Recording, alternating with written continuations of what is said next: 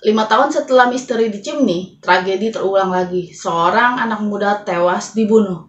Dan kematian yang mengungkap suatu organisasi misterius yang bernama 7 Lonceng. Selamat siang semua, selamat datang di kelas buku. Nama saya Ria dan kali ini saya akan membahas misteri 7 Lonceng karya Agatha Christie. Oke, kita kembali ke Chimney. Rumah besar kuno yang dulu pernah jadi TKP. 5 tahun kemudian, Chimney ini disewakan nih sama pemiliknya. Dan sama si penyewanya itu dijadikan kos-kosan, tempat anak-anak muda. Penyewa di kos-kosan ini kebanyakan ya anak-anak muda kalangan atas gitulah ya. Nah, kisah ini dimulai dari ide konyol. Jadi ada seorang anak kos di sini namanya Gerald Way. Nah, si Gerald Way ini dijuluki si tukang tidur gitu. Jadi kerjaannya dia tuh bangunnya kesiangan mulu gitu. Sementara si pengelolanya, pengelola kos-kosan itu orangnya sangat disiplin sebetulnya. Jadi dia karena terbiasa oleh suaminya yang disiplin, dia juga ikut disiplin kan. Jadi suka terganggu. Anak-anak kos lain tuh ngerasa bahwa temennya ini tuh keterlaluan gitu. Kadang jam 11 baru bangun. Kan kasihan yang pengelola kosnya gitu, masih nyiapin sarapan jam 11 gitu kan. Akhirnya mereka tuh punya pikiran gini, kita kerjain aja sih Gerald ya gitu kan. Gimana ya caranya ngerjain? Nah, salah satu dari mereka tuh punya ide, gimana kalau kita beli jam waker yang banyak gitu, sebanyak-banyaknya gitu jam waker, kita taruh aja di kamarnya dia gitu. Jadi di setiap sudut gitu, di mana-mana dikasih jam waker, dan jam wakernya itu akan berdering gitu bersamaan. Nah, terus kata teman-teman, wah ide bagus tuh. Akhirnya mereka pergilah ke desa dekat situlah. Kemudian mereka beli 8 jam waker gitu. Nah, malam-malam kan mereka udah excited banget tuh ya. Setelah si Tuan Wade itu, Gerald Wade itu tidur, mereka masuklah ke kamar itu. Terus kemudian mereka letakkan tuh jamnya di mana-mana gitu. Besok paginya ternyata tetap nggak bangun gitu. Walaupun jam itu berdering, mereka sempat dari kamarnya masing-masing kan denger, wah berdering nih gitu. Karena mereka nyalainnya jam itu emang pagi banget. Tapi si Gerald Wade itu tetap aja nggak bangun gitu. Sampai akhirnya ditungguin nih. Sampai jam 11 biasanya dia udah turun, tapi belum turun-turun. Sampai mereka berpikir gini, wah kayaknya nih orang tahu dikerjain sama teman-temannya. Terus dia itu kayak, gue kerjain balik deh gitu kan. Akhirnya dia nggak mau bangun gitu. Setelah lewat jam 12 kok nggak bangun-bangun gitu kan. Mulai bertanya-tanya tuh. Tapi mereka pikir ya udahlah, mungkin dia balas mau ngerjain kita gitu. Atau dia kesel gitu. Ternyata si pemilik rumah kan bingung ya, ini kenapa anak kosnya ada yang nggak bangun-bangun jam segitu gitu. Akhirnya dia nyuruhlah orang untuk masuk ke kamarnya Gerald Way itu. Dan kagetlah dia bahwa Gerald Way ini ternyata sudah meninggal gitu. Sudah meninggal.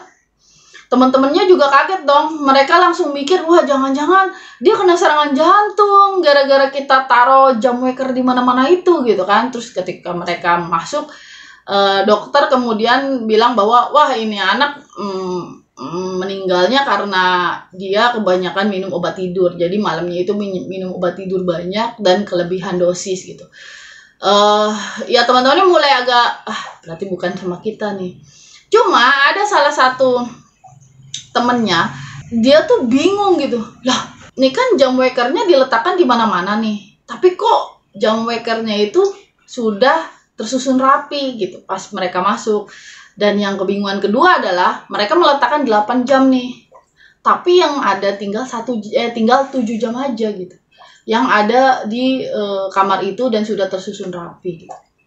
Nah, beberapa saat kemudian salah satu dari anak-anak kos ini mulai gerataklah kamarnya gitu. Mungkin ada sesuatu, mungkin mereka bisa kasih tahu keluarga atau gimana. Dan kagetnya karena dan mereka kaget ya setelah menemukan bahwa ternyata malam sebelumnya si Gerald itu menulis surat buat pacarnya yang isinya itu kayak rencana mau pergi tapi dia kayak ngantuk gitu, dan kemudian akhirnya surat itu ditaruh dulu sama dia gitu.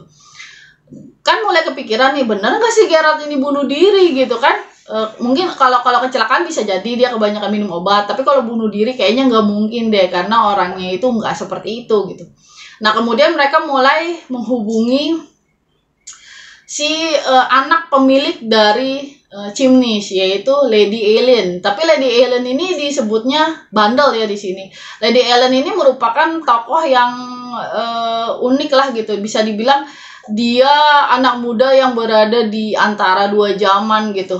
Dia seorang putri dari seorang lord, dia seorang bangsawan, tapi dia juga bukan bangsawan-bangsawan banget sikapnya gitu. Dia juga senang begaul gitu ya sama anak-anak kosan yang lain gitu.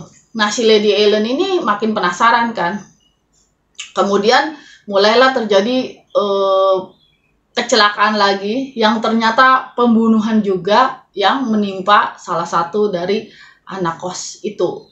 Lady Ellen pun mencoba untuk menyelidiki. Nah, dan kemudian Lady Ellen mulai menghubungi lagi nih orang-orang yang dulu dia kenal yang waktu itu pada saat kasus Secret of Chimney itu terlibat, yaitu Superintendent Battle. Nah, dari penyelidikan awal si Lady Ellen ini atau si bandel ini, dia mengungkap bahwa ada sesuatu yang aneh mengenai 7 lonceng. Jadi bukan cuma sekedar ada 7 dering, tapi juga 7 lonceng ini adalah sebuah nama dari sebuah tempat di suatu daerah yang bisa dibilang tidak baik lah, orang-orang yang tidak baik gitu di situ, tempat kumpul. Lady Ellen yang penasaran, akhirnya dia mencoba dong untuk mencari tahu apa sih 7 lonceng ini, tempat apa sih gitu.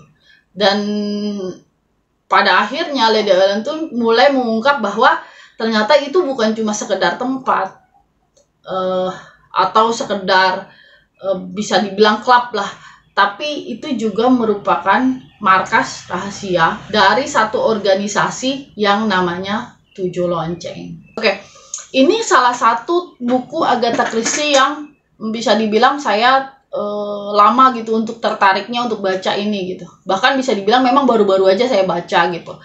Kenapa? Karena pada awalnya saya mulai nggak suka ketika di situ ditulis bahwa buku ini bukan buku misteri pembunuhan, tapi buku thriller gitu. Jadi sama dengan Secret of Chimney juga. Walaupun ada pembunuhannya, tapi ini lebih ke thriller. Dan kalau udah Inspektur Battle, itu kan pasti ada hubungannya sama mata-mata, organisasi internasional, dan yang seperti itu. Itu agak mengurangi minat saya. Tapi ketika saya mulai baca gitu, mulai buka, kok menarik ya, ini ceritanya anak-anak muda. Jadi ini tuh kayak ada sesuatu yang baru, yang fresh lah gitu. Selama ini kan tokohnya selalu orang-orang tua gitu. Kita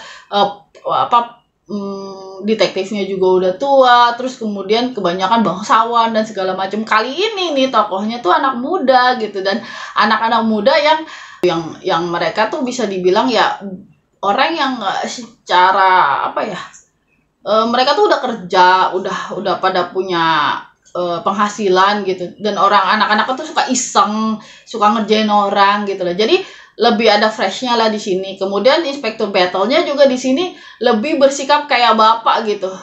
Ya bukan bapak banget sih, sama si Lady Ellen itu gitu. Jadi lebih ke kayak nanti Lady Ellen-nya agak-agak berontak gitu, terus nanti dinasehatin gitu. Jadi lebih banyak seperti itu, dan itu agak menarik ya gitu. Untuk misterinya sendiri cukup plot twist, tapi plot twistnya bukan si pembunuhnya. Karena jadi yang unik kalau di cerita-cerita thriller Agatha Christie itu, kayaknya Agatha Christie itu tidak terlalu menutupi jejak pembunuh, sehingga kalau cerita thriller itu bisa dibilang kita gampang lah nebak pembunuhnya siapa. Tapi kalau dalam cerita-cerita thrillernya ini biasanya lebih ke asik ke pengungkapan yang lain. Jadi di sini plot twistnya itu bukan siapa pembunuhnya, siapa orang yang melakukan kegiatan-kegiatan ini, melakukan pembunuhan-pembunuhan ini. Ini kan seakan-akan dia ingin menghilangkan jejak atau membungkam orang-orang yang tahu sesuatu gitu. Ada sesuatu kemudian dibungkam. Tapi plot twist di sini adalah mengenai 7 loncengnya itu gitu. Dan menurut saya cukup mengejutkan sekali pas terakhirnya ya. Oke, ini buku yang cukup menyenangkan sampai separuh pertama lah, bisa dibilang ini cukup menyenangkan.